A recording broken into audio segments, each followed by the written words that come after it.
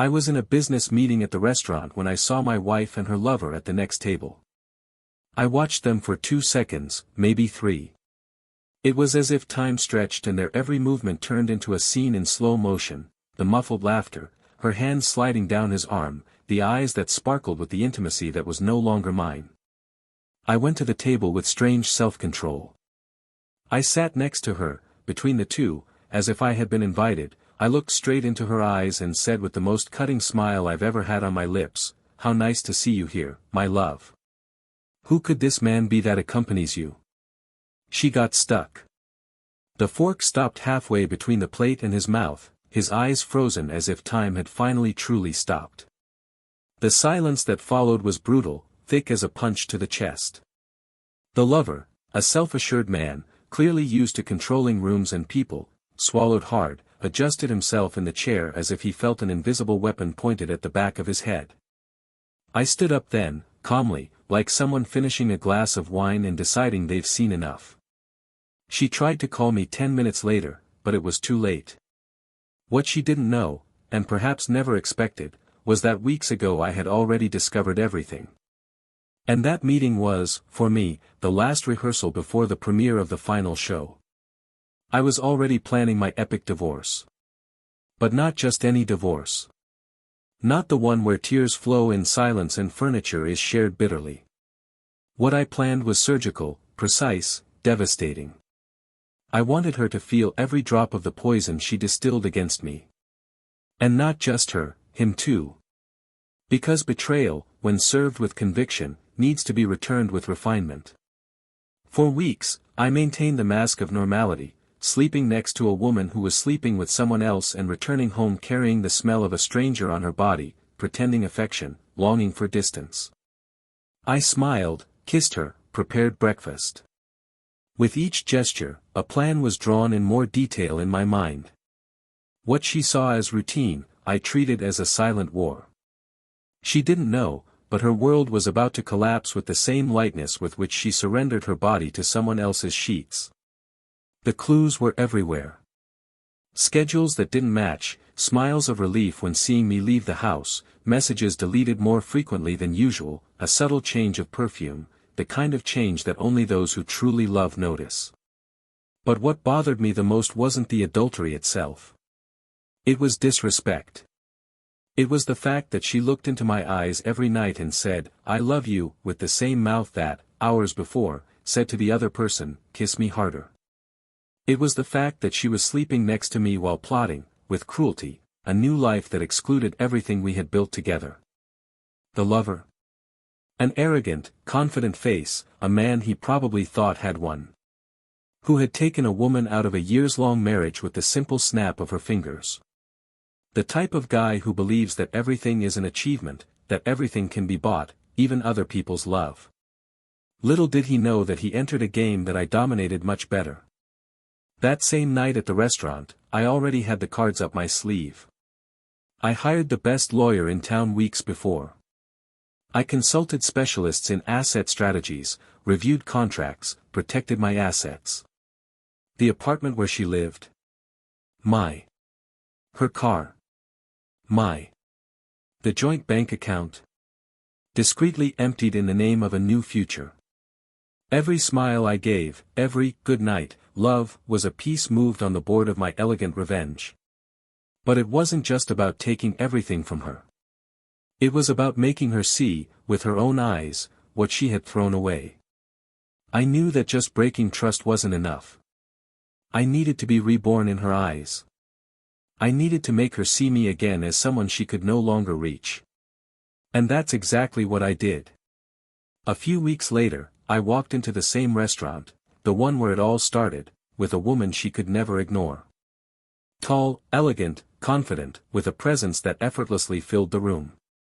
She wasn't just pretty. She was the reflection of what my ex could never be, authentic, firm, free from games and dissimulations. She was an image coach, a successful businesswoman, and knew all the social circles that my ex wanted to frequent. We both sat at the central table, laughed loudly, toasted. And when she entered the restaurant with her lover, now more distant, more tense, perhaps suspicious of the momentary peace, it was she who stopped. The frozen look, the same one I saw that first night, returned. But now there was something more, regret. Because deep down, in the suffocating silence that she pretended not to hear, she knew that she had lost something that she would never be able to recover. She called me the next morning, saying she was confused, that she wanted to talk, that she never stopped loving me. I just replied, "You know where to find me. But remember, I'm no longer the same man you betrayed." She tried to justify it, said it was a mistake, that she missed me, that nothing with him was the same as it was with me. I didn't scream. I didn't cry. I just listened and hung up. Because sometimes, the greatest punishment you can offer to someone who has destroyed your trust is not screaming, it is silence. And silence weighs like lead on the conscience of those who know they lost everything, not through bad luck, but through choice. From then on, she started watching me from afar. At business events, in court corridors, on social media. She saw the man I had become. Renovated. Desired. Next to a woman who radiated everything she always dreamed of being. The lover. Well, his world fell apart in silence. No scandals, no headlines. He lost contracts, was removed from strategic positions, and a small internal investigation revealed that he had used confidential information, perhaps passed on by her, to try to gain an advantage in bids. The scandal was not public. But it was enough to bury his reputation in the market that once venerated him. And her? Well, they say she moved back in with her parents. He quit his job and started going to old cafes, as if he was looking for a time he would never return to. Sometimes I wonder if she wakes up in the middle of the night missing what she had. You can hear the laughter you let out when you lay on my chest, and now it echoes next to another woman. You feel, deep down, the weight of what you threw away for an adventure that didn't resist even the first crack. But that part, honestly, I don't care anymore. What really matters, and what she never knew, is that it all started long before that dinner. Even before the betrayal. It started with an absence, a cold look, an automatic kiss. It started when she forgot who I was. And now, there is one question left in the air, ticking like a clock that never stops. What else will she lose before she realizes that her real mistake was never betraying me, but rather, underestimating me? Welcome to the channel. Here, we do not support any type of betrayal. On the contrary, our stories show how it corrodes, destroys, and leaves irreversible marks on people's lives. Everything you will hear is fictional, but inspired by the real pain that disloyalty causes. Get ready. Because today's story will shock you. Good listening. Welcome to the channel. Here, we do not support any type of betrayal. On the contrary, our stories show how it corrodes, destroys, and leaves irreversible marks on people's lives.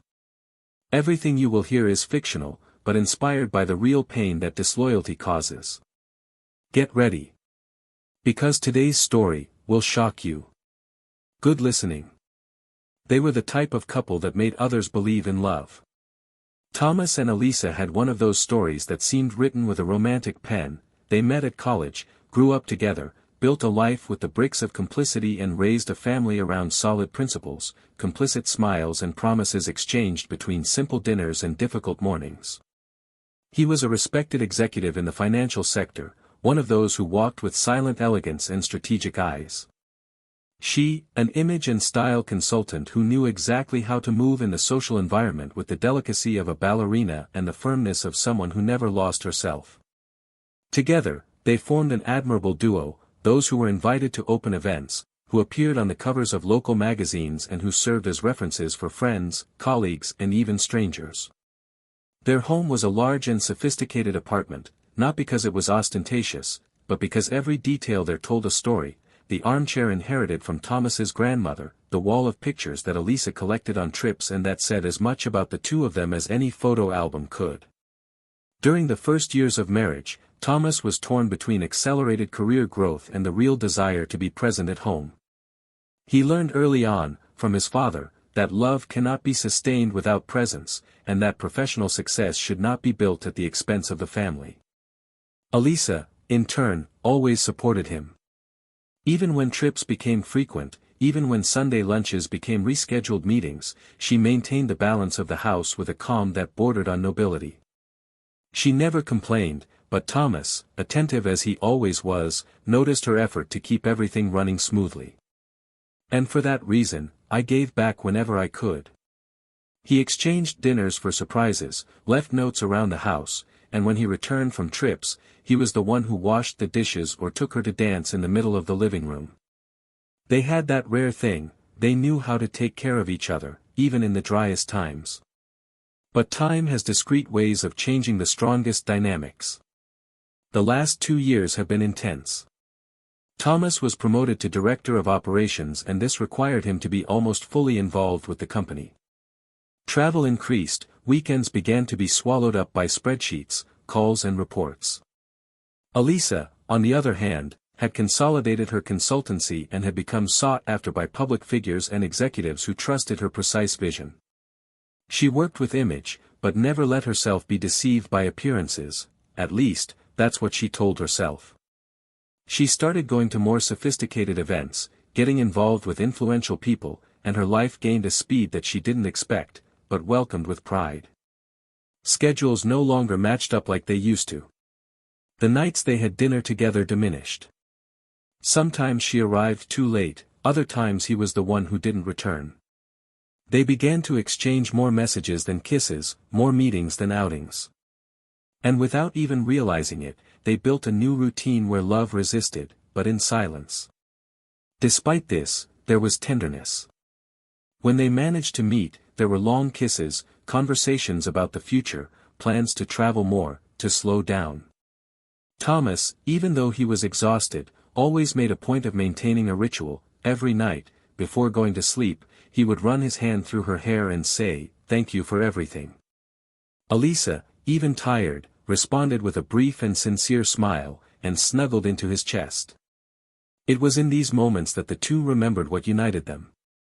Because behind the tiredness, the rush and the absences, there was still mutual admiration. And, above all, there was history. People around saw them as the perfect couple. The smiles on social media, the photos at important events, the gestures of public affection, everything conveyed stability. And, in a way, it was true. It wasn't an act. Thomas was proud of Elisa and spoke passionately about her even in business meetings. Elisa, in turn, had a sparkle in her eyes when she commented on her husband and his career, his achievements, his ethics. They were grateful to each other, and this recognition still kept them together. But it was undeniable that there was an invisible distance growing between them. A kind of emotional vacuum that neither of them knew exactly how to fill. Not for lack of love, but perhaps for lack of time. Or the courage to stop everything and find yourself again. Over the past few months, Thomas has begun to feel a strange restlessness.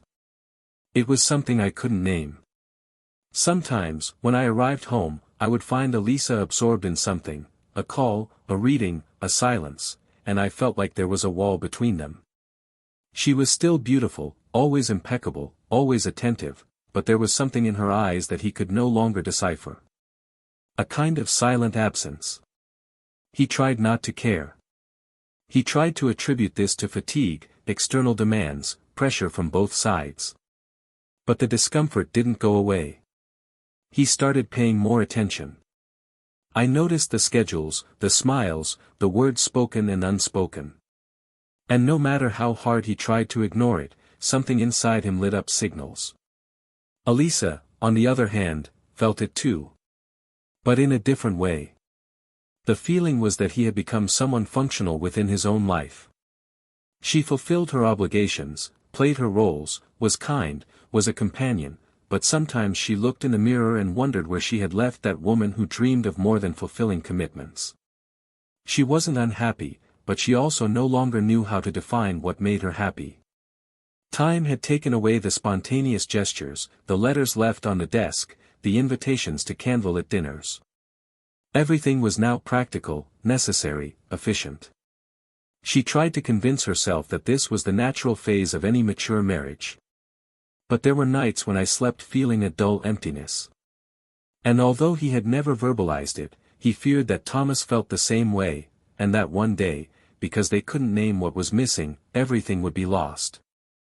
Still, nothing suggested tragedy. They continued together, sharing decisions, sharing spaces, maintaining respect and admiration.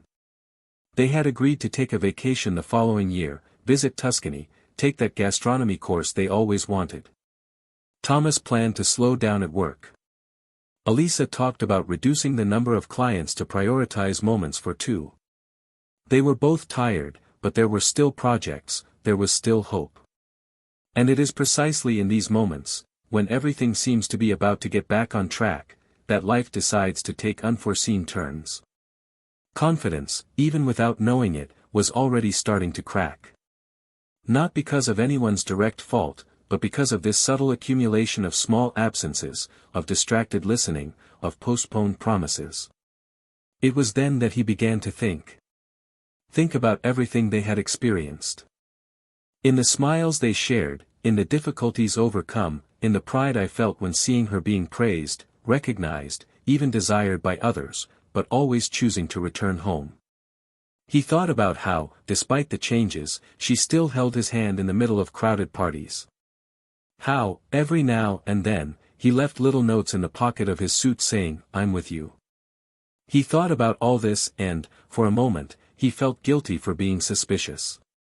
But the discomfort didn't go away.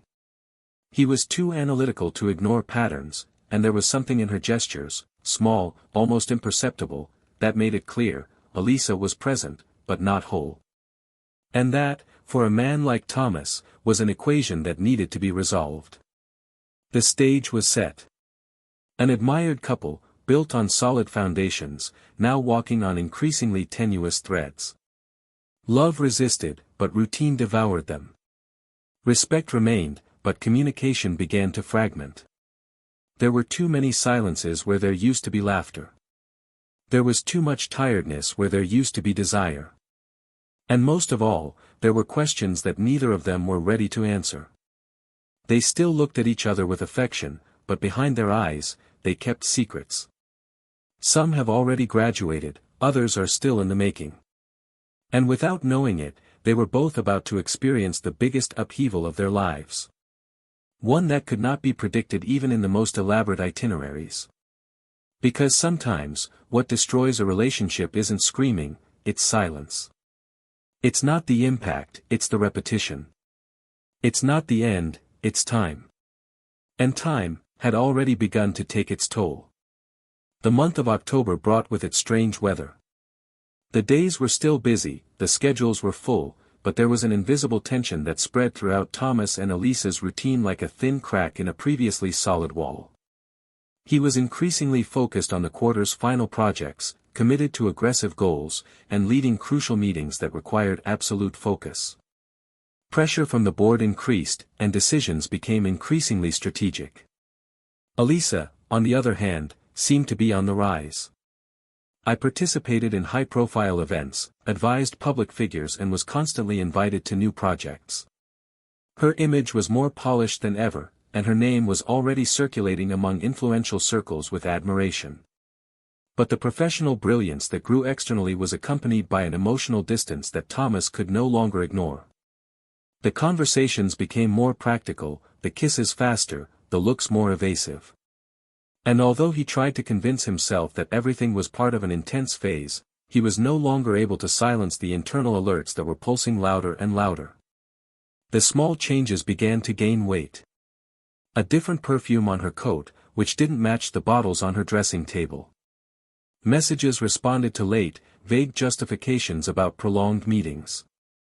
An absent smile, as if his head was always somewhere else. Thomas, methodical by nature, began paying attention to details with the rigor of an investigator. It wasn't unfounded jealousy, it wasn't insecurity. It was perception. The sensitivity of someone who deeply knows someone's soul and feels when they begin to move away, even if in silence. He didn't confront. Not yet. Instead, he strategically retreated. He started observing more than talking, recording patterns, testing limits. He started leaving work early a few times, going home without warning, surprising her with unexpected invitations. And it was in this series of small movements that Elisa's silences began to become louder than any explanation. On a particularly heavy Friday, Thomas ended a tense meeting in the middle of the afternoon and decided that he could no longer take the constant doubt eating away at his sanity. He turned off his professional cell phone, took a deep breath in the company parking lot and drove directly to the restaurant where Elisa had said she would have a networking meeting. She had used that word often in recent months. Networking. An expression vague enough to justify any meeting, any place, any time. When he arrived, he parked discreetly, entered the salon and soon saw her. Sitting across from a man he didn't know. It wasn't a business meeting. The body language was clear, intimate, comfortable. She smiled with a glow that she hadn't taken home in a while. The man, elegant and confident, touched her hand naturally, as if he had been repeating that gesture for days. Without hesitation, Thomas walked to the table, approached it with surgical calm and pulled out a chair. Elisa's expression fell the moment she saw him. The blood drained from his face and his lips trembled, as if searching for an explanation that did not yet exist.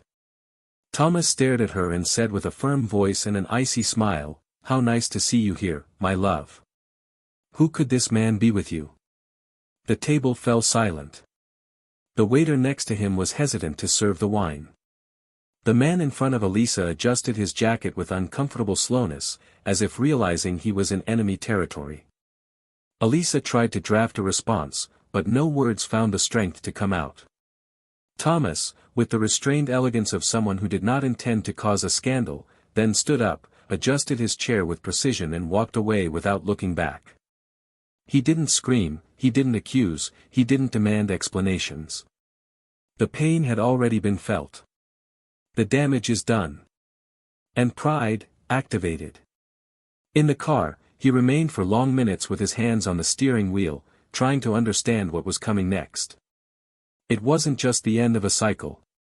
It was the breaking of a trust that had been built with decades of care, dedication and conscious choices. It was the silent turning point where something inside him died, but at the same time, something else began to be born, stronger, more lucid, more relentless. Elisa tried to call 37 times that night. He sent long messages, interspersed with short audios, as if alternating between justification and despair. But Thomas didn't respond. He spent the next few hours walking around the apartment like a stranger in his own home. He touched the furniture, looked at the photos, opened the shared closet like someone revisiting a war camp after the bombing. Each object now had a new weight, a different smell, a tainted memory. He slept little that night. The sound of messages coming in was like torturous drips in a dark room. At dawn, it was decided. This wouldn't just be a breakup. It would be a reconstruction. And this reconstruction would begin with the symbolic annulment of everything that was contaminated. In the days that followed, Thomas maintained his stance. At work, no one noticed a change in his performance. At home, he established cold, clear limits. Elisa tried to speak to him several times, with tears in her eyes, with her voice choked, with words that tried to seem honest. But for him, at that moment, everything sounded false. Each "I'm sorry" seemed calculated. Each attempt to explain sounded like a rehearsed act. He didn't scream, he didn't get out of control, he didn't argue. He just listened and followed his own plans. The emotional distance that once separated them was now solid armor. Elisa, for the first time in years, did not recognize the man before her. And that scared her deeply. It was during one of these attempts at conversation that she realized how far he had come. He had already transferred accounts, made changes to documents, started legal consultations. He had already cleaned spaces in the house, separated personal objects, changed passwords, cancelled appointments in her name. They were not thoughtless or impulsive attitudes. They were cold, calculated, organized actions. And this organization, which had always been one of her most admired qualities, now turned like a sharp blade. It was as if his every movement said, "You have destroyed something you cannot rebuild." The feeling of loss began to grow inside Elisa in a slow and devastating way. Until then, she believed she could reverse the situation. That all it would take was time, a well-placed apology, an emotional explanation. But now, she was beginning to understand that she had crossed an invisible line. A line where love still existed, but it was no longer enough. A line where a beautiful past no longer guaranteed forgiveness. Fear took over her.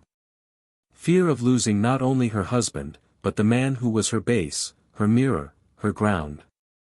And more than that, he began to fear the new version of Thomas that was being formed before his eyes. Meanwhile, he began to reconstruct his own narrative.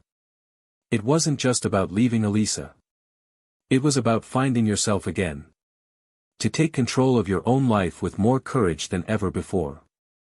He started accepting invitations that he previously refused, started going out with coworkers, attending events alone, and taking more care of his appearance. The people around him noticed the change, and although no one knew the details, it was clear that there was a new strength forming in him. It was like watching a silent phoenix preparing for flight. Until the invitation came for a meeting with a new group of investors. A sophisticated dinner in a renowned restaurant. Thomas hesitated, but decided to go. He needed to reoccupy his social space, he needed to assert himself. The environment was elegant, eyes naturally turned to him. And it was there, between toasts and presentations, that he met a woman with a magnetic presence. Tall, confident, with a steady gaze and a smile that was maintained effortlessly. The kind of person who didn't need to say much to get noticed. They talked for hours. And in that encounter, something dormant inside him began to awaken.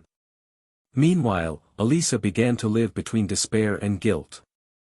He tried to regain the space he had lost, but now he found himself facing an abyss. He began to observe Thomas from afar, noticing the new sparkle in his eyes, the new rhythm in his life. And something inside her began to crumble. Because for the first time, she was no longer the protagonist in that story. And no matter how hard he tried, he knew he was no longer in control. What Thomas still didn't know was that the betrayal he had witnessed was just the surface of a deeper plot. There was more. Much more. A hidden detail, a choice made in the shadows, a secret that would change everything. And he was about to find out. The invitation arrived in a black velvet box. A sober card, with discreet gold calligraphy, simply said, "To celebrate the new cycle." It was an exclusive dinner, offered by a renowned investment brokerage, at the top of one of the most luxurious buildings in the city. Thomas hesitated for a moment. I no longer attended this type of event with the same enthusiasm as before. There was something about him now that was more selective, more careful about what deserved his time and presence. But I wouldn't refuse. He knew he would be watched, that his next steps were being followed from afar by eyes that would one day lie on his pillow. And there was something about accepting that invitation that felt like a silent move in the chess game of life itself. He dressed with elegance, firmness and serenity. He knew that, from then on, any gesture, any word, any look, could rewrite the course of his own history. The dining room was bathed in amber lights, with a panoramic view of the city. Everything there was luxurious without being vulgar, refined without effort. Between toasts and greetings, he was led to his table, and there she was. Helena. The woman he had met weeks before, whose presence marked any environment with intensity. She wore a navy blue silk dress that seemed sculpted to her silhouette. When she saw him approaching, she stood up with a smile that didn't ask for permission to happen. Thomas reached out his hand, but she pulled him into a kiss on the cheek that lasted longer than protocol and less than desire. They sat down. They talked. They toasted. And for hours, everything there was light, fluid, thought-provoking. There was no rush. There was synchrony. While dinner was unfolding, Thomas was unaware that on the other side of the city, Elisa was facing an unrest that had been growing like an internal storm for days. Since the night at the restaurant, his routine has become a sea of uncertainty. The days went on like a silent theater where she played the role of repentant wife, but was ignored by the real protagonist of the plot. He tried to rebuild the relationship with sweet words, with delicate touches, with memories of what they once were. Nothing had any effect. He was distant, but not cold. It was present, but unattainable. She knew she had lost much more than a man. I had lost his respect. The admiration.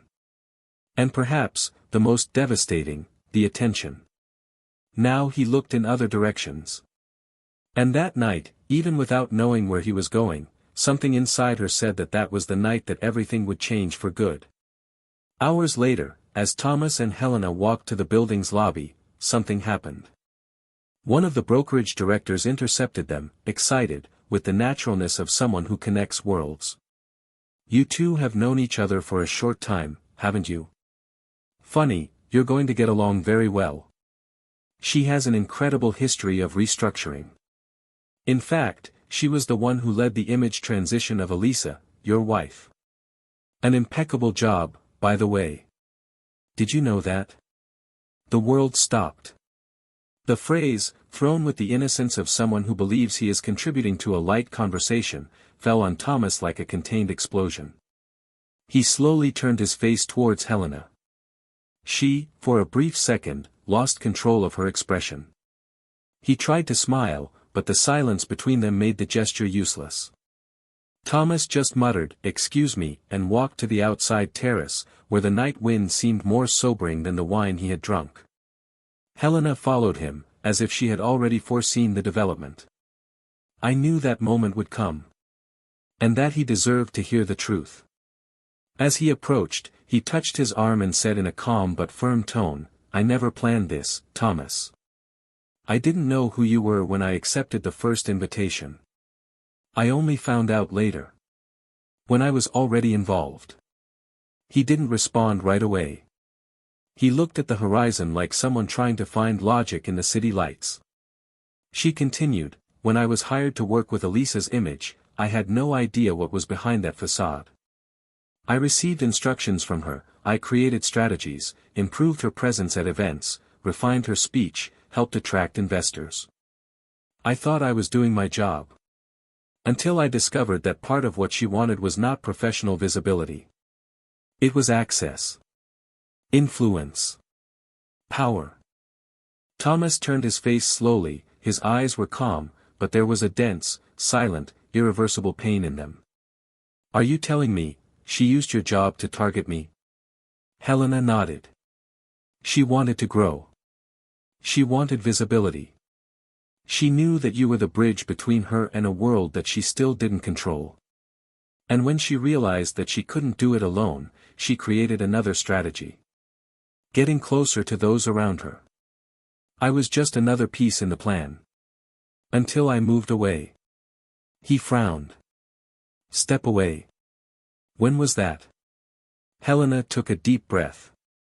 3 days before we met. I asked to leave. I said I no longer felt comfortable with the direction the professional relationship had taken. I didn't tell her everything, I didn't need to. But she understood. And I knew that, from then on, she would do everything to keep up appearances. Thomas took a step back. Not out of fear. But disappointment. The physical betrayal, in itself, had already been a violent blow. But what I discovered now had a different texture. It was a structural betrayal. Intellectual. Calculated. It wasn't just about desire. It was about manipulation. About a game played coldly. She hadn't just betrayed him. He had used his name, his prestige, his reach, as stepping stones to something that never had to do with love. Everything he believed he had built alongside Elisa was now falling apart like wet sand slipping through his fingers. Helena tried to get closer again. "I don't want you to see me as an accomplice. I walked away as soon as I understood. And when I met you, all that was in the past." He nodded slowly. "It wasn't about her. Not now. It was about putting together the pieces of a cruel puzzle. He returned home in silence. And for the first time in weeks, he looked into Elisa's eyes with a dark calm. She was in the living room, sitting, waiting, as if she had predicted that this would be the moment. When he came in, he didn't say anything. He just watched him, trying to predict which version of Thomas walked through that door. He sat in the opposite chair, and after long seconds, he asked, "Did you know that Helena was your consultant when I met her?" Elisa hesitated. "Yes. I found out the next day. But I thought you found out by chance." "I never imagined she would say anything." The answer sounded like a confession. But it wasn't just that. It was confirmation that, from the beginning, Elisa had led everything. She didn't just cheat on him. She manipulated him, exposed him, exploited his connections, redesigned his image as part of a personal project of ascension. He then said in a firm but low voice, "You didn't just cheat on me with one man. You cheated on me with who you chose to become." Elisa cried. But he didn't apologize. For the first time, he realized there was no point. There was no undoing what was done. Thomas stood up slowly, walked to the office, came back with an envelope and placed it on the coffee table. "This is the divorce draft. Everything is already organized. The apartment is mine. The car is in your name. The joint account has been closed. You keep what you brought. And what you took with you." Elisa, now without strength, just nodded.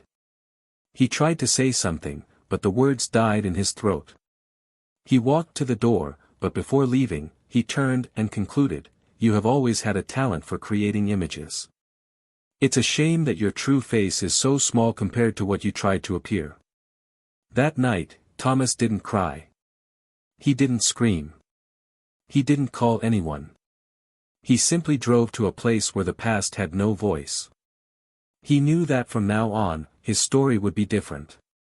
And that the true beginning would begin not with a new love, but with the certainty that he had won without needing to destroy anyone. Just letting everyone reap what they sowed. The first morning after the divorce papers were filed was gray, but inside Thomas, the weather was no longer rainy. It was strange to realize that the weight on my shoulders had been replaced by an uncomfortable lightness. It wasn't happiness, nor was it full relief. It was something else. A kind of mental silence after weeks of internal war. He woke up early, even without an alarm clock, got dressed calmly and drove to a discreet cafe in the financial center, where he rarely went, but which he always associated with concentration. There, amidst the aroma of fresh coffee and hushed conversations, he opened his laptop, reviewed his next steps, answered emails as if writing a new version of himself. I still hadn't told anyone the details of what I'd experienced in the last few weeks, and I didn't intend to. He had decided that he would not give the story of his fall the opportunity to become gossip. That was his, and no one else's. Helena showed up later that day. Not by coincidence. I had sent a message in the morning, just saying I was nearby if he wanted to talk. He didn't insist. He responded with the location of the coffee shop, and she understood. When he arrived, he had the same calm posture, the restrained smile of someone who respects space and is not in a hurry. He sat in front of her without saying anything. Thomas watched her for a few seconds, then closed the laptop and allowed himself a longer look. He was still in the process of understanding how he felt about her. And there was no right name yet. But there was something there. True. Sincerity. Perhaps for the first time in a long time, he didn't feel manipulated by someone. They talked about everything, except Elisa. They talked about travel, future projects, music, the city, the world. It was as if they were both clearing the ground for something that could be built with more integrity. When Helena lightly touched his hand, he didn't flinch. The touch wasn't possessive, it was human. It was a gesture of presence, not dominance. And for the first time in weeks, he laughed. Not out of sarcasm, not out of relief. But for real. Elisa, in turn, had left the apartment with the same discretion with which, years before, she entered his life. He took few bags, as all that was left now were the items that belonged to him by right and by origin. The emotional part, she knew, had remained there, and not as a bond, but as an exposed wound. He temporarily settled in the house of a close friend, a childhood friend who still didn't know the details, but had offered shelter without questions. In the first few days, Elisa tried to occupy her mind with work, with banal tasks, with solitary walks. But no distraction was strong enough to silence the heaviness that was accumulating in his conscience. On Sunday night, he decided to do something he had been putting off. He went to his parents' house. It would take months without visiting them in depth, always inventing compromises, limiting the time for conversations. I knew that return would be symbolic. When her mother opened the door, she froze for a moment. Elisa was pale, thin, haggard in a way that cannot be disguised with makeup or trained smiles. They sat on the sofa in the living room as they had done in the past, when Elisa was still a confused young woman trying to understand the world. The mother, with wisdom that came from pain and patience, didn't ask anything. Just waited. Elisa couldn't last long. Collapsed. He told everything, between sobs and broken words.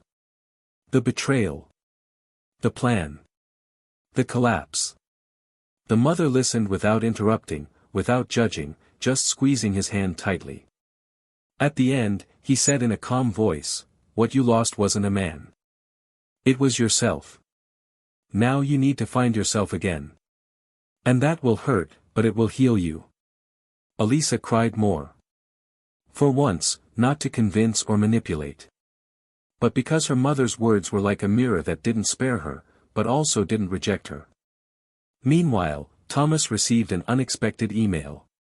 It was from the CEO of the company where he worked, calling him to an extraordinary meeting at the end of the week.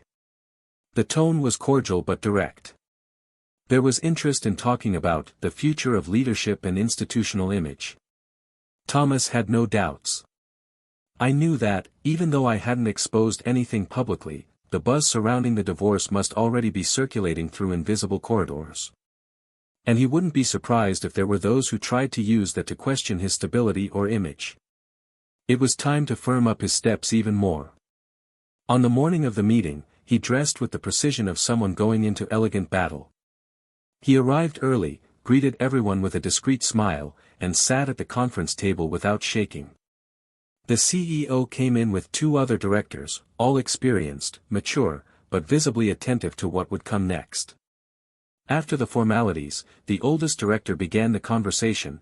"Thomas, we have received some comments about recent changes in your personal life. We know that you have maintained your usual professionalism, but we are facing a strategic moment for the company, and we want to understand how you are doing and how you intend to continue." Thomas took a deep breath. It was the question he expected, but not in the way he feared. It was an opening. An invitation to transparency. And then he spoke. Without beating around the bush. He talked about the divorce, about the decision to keep everything discreet, about the choice to prioritize his integrity. But he said more. He explained how this process had reconfigured him as a leader. How he now felt more aligned with his values. And how this would be reflected in future projects. The CEO listened to him carefully, exchanged glances with the other two, and at the end, said, "It's rare to see someone emerge from a personal crisis with such lucidity. You have our trust." The meeting ended with a new agreement. Thomas would be promoted to lead the new international expansion, a strategic arm that would require travel, autonomy, and a global presence. It was the chance he always wanted, but had put off for a long time in the name of other priorities. Now, it was his. Elisa found out the news 2 days later, through the press. The article praised Thomas's attitude, his elegance in the face of personal transition, and highlighted his name as one of the most promising of the new generation of executives. His photo next to Helena, at a recent event, illustrated the article. There was no romantic caption, but the framing of the two was enough for any closer look to capture the connection. Upon seeing that, Elisa felt a tightness in her chest that didn't come from hurt pride, but from longing for what she herself destroyed. He didn't cry. Didn't call. He just closed the laptop and stood there, staring into space, realizing, perhaps for the first time, that he had crossed a point of no return. The following week, Thomas traveled with Helena to Lisbon, where the first round of negotiations for the new project would take place. They spent their days between meetings and light dinners, and in the evenings they walked along the stone streets, exchanging confidences and sincere laughter. Helena didn't try to take up anyone's space. She was just there. And Thomas, for the first time, wasn't afraid to open up. At one of the dinners, she looked at him seriously and said, "You know that what we've been through is not a fix. I'm not here to cure you." Thomas smiled. "I don't need healing. I really need it. And you've given it to me." Helena smiled back, and there, among the lit candles and simple dishes, something else took hold. It wasn't a rush. It was presence. Back in the city, Elisa began to live more reclusively. He cut ties with some people, moved away from social circles, dedicated himself to serving small clients, refusing larger invitations. I knew it was in the process of reconstruction. He started therapy, got closer to his sister, and little by little, he began to rescue fragments of himself that he had abandoned to build an image that he now knew was hollow. He no longer sought to win Thomas back. I knew that was no longer possible. But he sought to find himself again. And this was a lonely but necessary path. One spring afternoon, months later, the two crossed paths by chance in the bookstore where they used to go together. It was a brief meeting. Friendly. Thomas was accompanied by Helena. Elisa was alone. They exchanged greetings, a brief smile, and went their separate ways through the aisles of shelves. No visible hurt. Just a silence that, at that time, was not heavy. It was the real end of a story. But the beginning, for both of them, of something that finally seemed true. And in that final silence, there was everything. The sound of footsteps echoing through the airport corridor seemed to echo inside Thomas as well, as if each firm thud on the ground pushed him further away from the life he once led.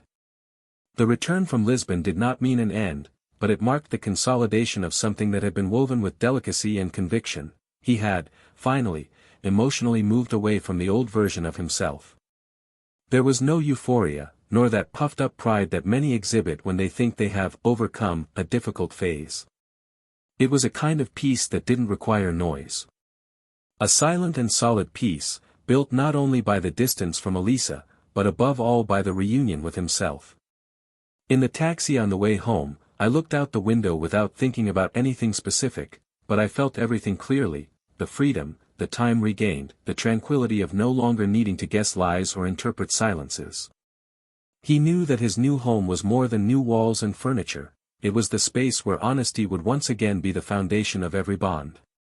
The following days passed with the right weight of well-resolved routines. The work absorbed him in a healthy way, the international projects continued firmly, and the connection with Helena deepened without pressure. She didn't demand forced constancy, she didn't demand future promises, she didn't push him to places he didn't yet want to tread. She was patient with his hesitations and clear with his feelings. She also carried the scars of past relationships and didn't want to start over from fantasy, but from reality. And that's what Thomas needed now, someone who wouldn't run away from the truth, even when it hurt. The intimacy between the two became denser with each encounter, and the silences they shared were no longer uncomfortable, they were, in a way, healing. It was as if every minute with her allowed him to say goodbye, little by little, to all the versions of himself that were torn apart by Elisa. Still, there were moments of doubt. Emotional reconstruction never happens in a straight line. There were nights when memories came back with the force of a gale, memories of old laughter, of plans that never came to fruition, of complicit looks that today seemed as distant as a childhood memory. On those nights, he did not hide his melancholy from Helena. And she didn't try to fix it. I just listened to him. And sometimes, that was all. Elisa, in turn, slowly sank into the abyss of her choices. The solitude that at first seemed like a necessary retreat began to reveal other sides. It wasn't just Thomas's absence that consumed her. It was the void left by everything she built around appearances. Social contacts began to move away as quickly as they had approached her when she was still with a respected name. Work, once booming, now oscillated between short projects and discreet refusals. The image she had so cultivated now required a reinvention she wasn't ready for. He began to live in a contained, almost invisible way. She avoided places where she was previously received with enthusiasm, because she knew she would be looked at with different eyes. The shame, although silent, was visceral. And not because of the betrayal itself, but because of the recognition that everything he tried to build fell apart at the base. It was not supported by authenticity, but by interest, ambition, and emotional carelessness. It was during a conversation with her therapist that Elisa was faced with the dilemma that until then she had been avoiding. What would she have done if the situation had been reversed? If it was Thomas who had betrayed her, exposed her, degraded her, used her image to advance his own plans? The answer was as clear as it was painful. She would have destroyed everything. He would have caused a scandal, victimized himself, used every weapon possible to tarnish his reputation. And yet, he had chosen the opposite path. He never exposed anything, never defended himself in public, never humiliated her. He just left the scene. Elegant, direct, silent. And that silence, she now understood, was what hurt most. Because it said everything that words couldn't. She wasn't just alone. He was in front of the naked reflection of who he had become. And this image could no longer be avoided. Weeks later, Elisa received an unexpected invitation. It was a simple message, sent by Thomas's father. The old man, with whom she had always maintained a cordial relationship, wanted to talk to her. He said he felt something still needed to be said. She hesitated. He thought about refusing.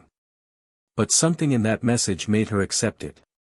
Maybe it was the need to face everything once and for all, to close the last doors honestly. They met in a discreet cafe, in a quiet neighborhood. The man was already sitting when she arrived, with a steady gaze, hands folded and a serenity that made her shudder. There was no judgment in his tone, just a kind of restrained pain. He didn't want to discuss what she did. Don't even ask for explanations. He wanted, in his words, to deliver a message from the heart of a father to the heart of a woman who can still find her essence. She listened, in silence, as he spoke about Thomas as a boy, about his righteousness since he was young, about how he was always someone who chose the hardest but cleanest path. He spoke of how proud he was of his son and how hard it was to watch him bleed inside without screaming. And then, in a firm but gentle voice, he said, "You lost Thomas, but maybe you don't need to lose yourself too.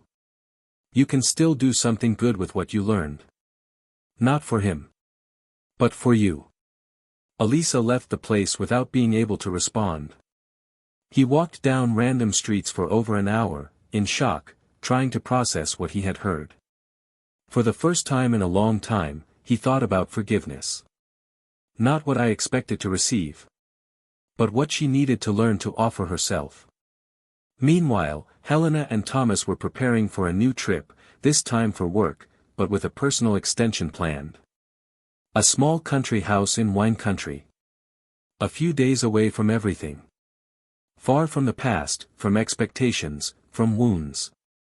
It was the first time that Thomas, wearing a suit, agreed to leave without leaving doors ajar.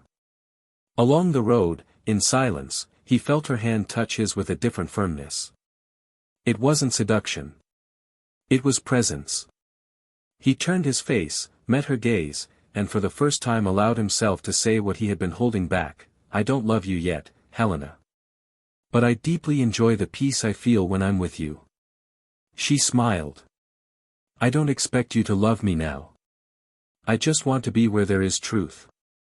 The trip passed through silent landscapes, simple meals and conversations that didn't need to solve everything, just exist. One day, sitting under a wooden porch as the sun hid behind the hills, Thomas talked about a long-held dream, to open a small consultancy that mixed strategy with purpose, where he could use his experience to help small businesses grow with integrity. Helen listened with bright eyes. Said he should do it. That this was him. And in that instant, Thomas knew he was ready. Not just to move forward, but to be whole again. On the way back, the bags seemed lighter. And not because they were carrying less clothes, but because they no longer carried ghosts. Thomas's house no longer had any traces of Elisa. But neither does his heart. The place now smelled like the lavender that Helena spread in the corners, it had the music she liked to listen to while she cooked, it had new books, recent photos, fresh memories. But it wasn't about replacing. It was about adding up. It was about rebuilding life with new colors, without having to erase the ones that came before. Elisa's dilemma, however, still had no outcome. Every day, she matured more. He started writing. First in a simple notebook. Then, on a discreet blog. He told about his experience without names, but honestly. He talked about how ambition can be blinding, about how superficial relationships undermine the soul, about how losing someone through one's own fault can be more painful than being abandoned. People started reading. To comment. Thanking you. I felt, little by little, that I was doing something right. Not to redeem yourself in the eyes of others, but to not drown in your own guilt. He still carried the pain. But now, with it, came a purpose. And through it all, their paths seemed to have finally found their safe distance. Not even close enough to hurt. Not far enough to ignore that one day they were everything to each other. What remained between them was something rare, the awareness that even great loves, when betrayed, do not die, they only transform into profound lessons, which accompany us like well-healed scars. Still visible. But they don't hurt anymore. Autumn arrived later that year, staining the streets with softer hues and leaves scattered like forgotten memories. The city slowed down, the mornings became cooler and the winds carried a melancholy that was not painful, but reflective. Thomas took advantage of this slower pace to rethink his plans. The idea of consultancy was no longer just an intention, but a project in the structuring phase. He had rented a discreet room, far from the corporate towers, with large windows and a view of a park. I was building a small team and carefully selecting my first clients. I hand-picked the projects I accepted, because now I no longer wanted to repeat the patterns of a past where urgency devoured the quality of life. Work, yes, but with purpose. Grow, yes, but without having to betray yourself in the process. Everything moved with an almost unreal fluidity. Meetings flowed, ideas took shape, and life, little by little, took on a new texture, denser, more real, more whole. One late afternoon, Helena appeared at the living room door with a tired but warm smile. He was carrying 2 bags of Thai food and a bottle of white wine. He smiled when he saw her. He was already used to her presence in his new routine. She didn't take up space that wasn't given, but she knew exactly how to make herself essential. They sat on the floor, among papers, folders and drafts, and ate dinner right there, without rushing. Between sips, she watched him with a more serious look, and after a few seconds of hesitation, she said, "Have you ever thought about whether you'll ever be able to forgive her?" Thomas took a while to respond. It was a question he avoided. Not because I didn't want to face it, but because I knew the answer wasn't simple. She took a deep breath and said, in a low voice, "Forgiving is not forgetting, Helena. I don't want to forget. That built me. And forgiveness, maybe it's not for her. It's for me. And maybe, yes, maybe one day I can." She just nodded. It wasn't a charge. It was a conversation about humanity. And that, more than anything, brought them closer. Meanwhile, Elisa continued her reinvention process. His texts gained visibility and began to circulate among emotional support groups and forums focused on relationships and self-esteem. Some women wrote thanking him for his honesty, saying that they found the courage to rethink their own choices. Elisa, without seeking recognition, found herself confronted with a new identity, that of someone who reconstructs herself out loud. He began giving small lectures in alternative spaces, always taking care to maintain the anonymity of those involved. He spoke about himself without making himself the center. He used his story as a starting point for broader reflections. And the more he spoke, the more he understood the real weight of what he had done. Not as a fault, but as a consequence. Over time, it was possible to see that there was a genuine transformation there, which did not seek excuses, just understanding. One day, while reviewing an article to be published in a digital magazine about relationships, she received an unexpected connection. She was Thomas's mother. The voice on the other end was calm, but carried a serious tone. The lady told him that her youngest grandson, Thomas's sister's son, had been hospitalized with a health problem, and that everyone would be gathered at the hospital to support the family. Elisa listened in silence. The initial impulse was to thank them for the information and hang up, respecting the natural distance that now separated them. But something inside her compelled her to ask if it would be inappropriate to go there. On the other end of the line, after a few seconds of silence, the answer came sweetly, "If your heart is clean, my daughter, come." Elisa hung up and stood still for several minutes.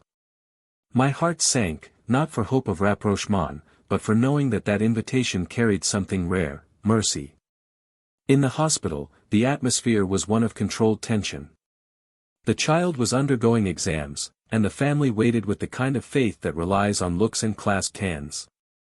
When Elisa arrived, some heads turned. Some eyebrows rose. But no one spoke. She approached Thomas's mother, who welcomed her with a short, sincere hug. They didn't exchange many words. They just shared the silence of someone who knows that, sometimes, being there is all you can offer. When Thomas saw her, he was visibly surprised. But there was no confrontation. Just a discreet nod of the head, as if recognizing that certain gestures, when authentic, require no justification. Helen was not present that night as she had traveled to visit her parents. And maybe it would be better that way. The meeting between the two ex-spouses, although brief, needed to happen without intermediaries. At the end of that night, when the news of the child's recovery arrived, the family hugged each other. Elisa remained on the sidelines, watching with teary eyes, and before leaving, she approached Thomas. He looked at her. She just said, "Thank you for not walking me away from this. Even though I didn't deserve it." He responded in a calm, almost neutral tone, "Some things aren't about deserving. They're about choices." And then she left. That brief encounter did not change the course of history, but it left marks. Thomas reflected for days on what he had felt. There was no more pain, nor anger. There was a kind of mature compassion, as if he had finally managed to separate the woman who hurt him from the woman who was now trying to rebuild herself. And that, in itself, freed him even more. Helena returned from the trip and noticed a different glow in his eyes. She asked lightly, and he told her about the meeting. She listened attentively, without jealousy, without suspicion. In the end, I just said, "This is also part of what makes you who you are. And I chose to love this man completely." And in that instant, Thomas realized that he had crossed the last emotional boundary. From then on, there were no more bridges with the past that needed to be burned. Just new paths that deserved to be built. The weeks turned into months. The consultancy was thriving. Helena embarked on a new project of her own, balancing her career with her new relationship in a light-hearted way. Elisa released an independent book with the texts she wrote throughout her reconstruction, mixing chronicles with reflections on mistakes, choices, and forgiveness. The book began to circulate and was surprising for its authenticity. One rainy afternoon, Thomas found a copy on the shelf of a bookstore he frequently visited. He picked it up, leafed through it leisurely and read one of the passages. It was a passage that clearly referred to him. But there were no names, no accusations. There was only one sentence that stuck in his mind: "The greatest forgiveness you can give someone is not to demand that they return." He closed the book, smiled slightly, and placed the copy back on the shelf.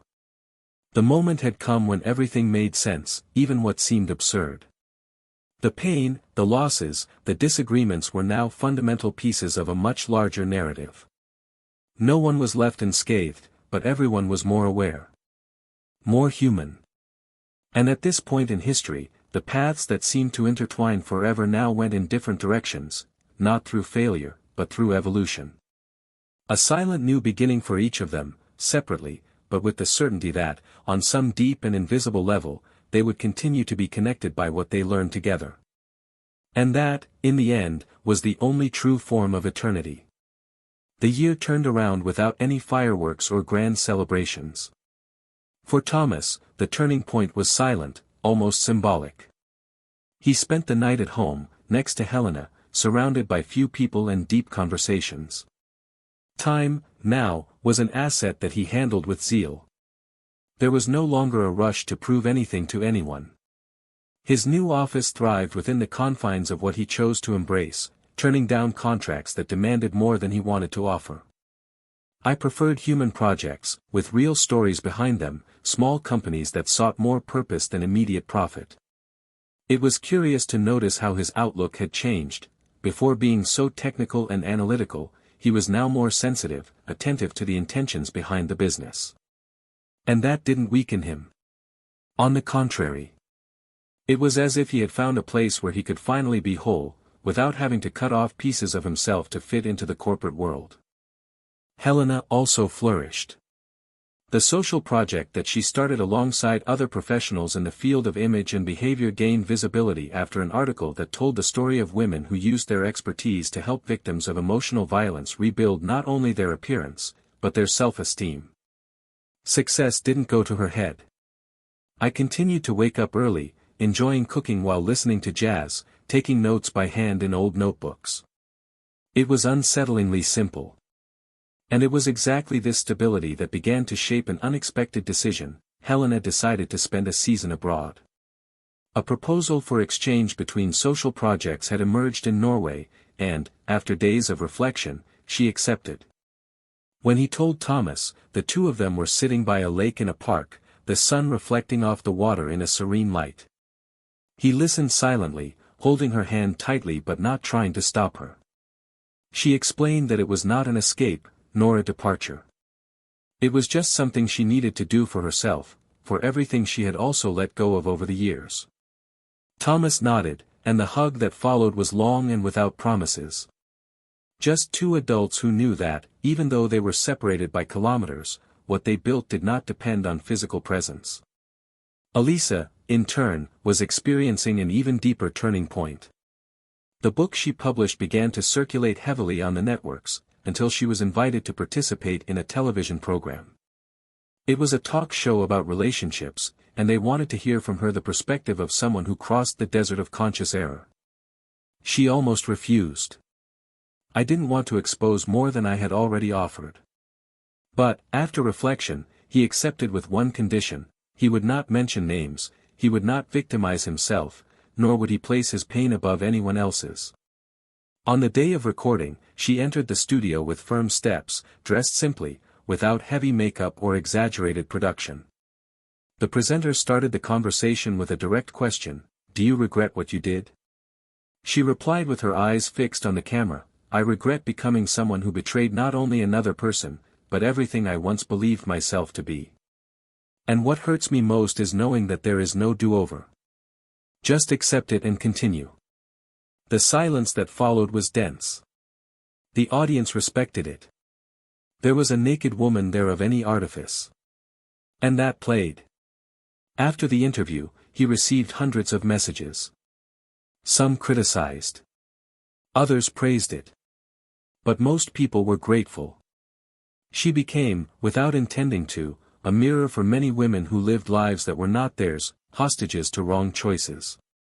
Over time, he started teaching courses, not on self-help, but on behavioral reflection. His name is back in circulation, but now for another reason: authenticity.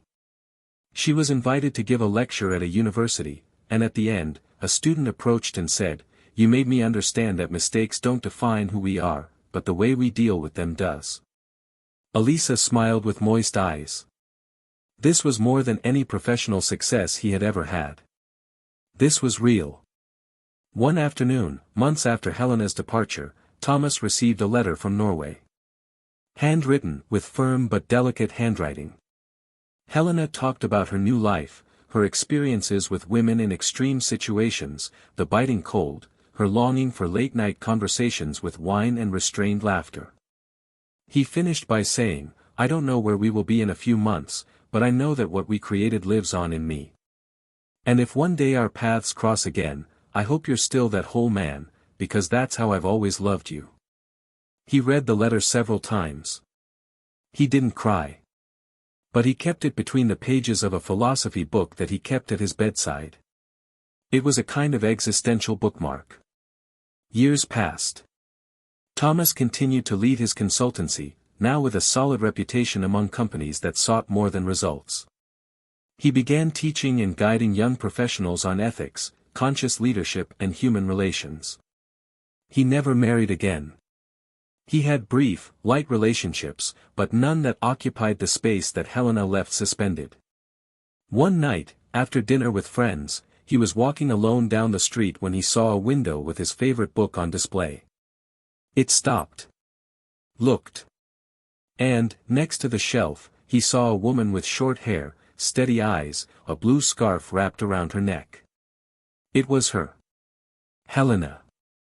She didn't seem surprised to see him. He just smiled, like someone who recognizes a page he has already read, but which is still memorable. They walked together through the sleeping city, taking their time, talking about everything and nothing. And when they arrived at the door of his building, she asked, "Do you still miss what we didn't experience?" He replied, "I miss what we can still experience." And she, with a laugh that came from her chest, replied, "Then invite me to come up." And so, without euphoria, without fanfare, the two returned to what was never interrupted. Just paused for as long as necessary. Elisa followed an even more unexpected trajectory. She created an organization that helps women rebuild emotionally after abusive or destructive relationships. The project grew, won awards and was recognized by international institutions. She became a reference, not for perfection, but for truth. I still lived alone, by choice. She said that she was not closed to love, but that she now knew that it could not come before respect for herself. He once crossed paths with Thomas at an event about entrepreneurship with purpose. They greeted each other naturally. They talked for a few minutes. She asked about Helena. He replied that they were together. And they were fine. She smiled. He said he was rooting for that. And he replied, kindly, "Thank you. And congratulations on what you've built. It's admirable." When they said goodbye, there was no hug. It didn't even need to. That was the real end. No regrets, no burdens. Just the awareness that they both survived, learned and followed paths that, despite having crossed paths at some point, now existed in peace. The story of these three was not about perfection, but about choices. About how pain can transform. About how the truth, even when it arrives late, is still able to clear the way. There were no complete villains, nor absolute heroes. There were people. People making mistakes, trying, falling and getting up. Real people. And in the end, that's what made each ending satisfying, each person's courage to look at themselves and decide not to repeat the same mistake. If you made it this far, comment below what you thought of this story. What part touched you the most? Which character made you think the most? Your opinion is very important. And of course, subscribe to the channel so you don't miss any of the next stories that, like this one, will stir your emotions. Always remember, this channel does not support any type of betrayal. On the contrary, we are here to show the real consequences it can cause. Until the next story.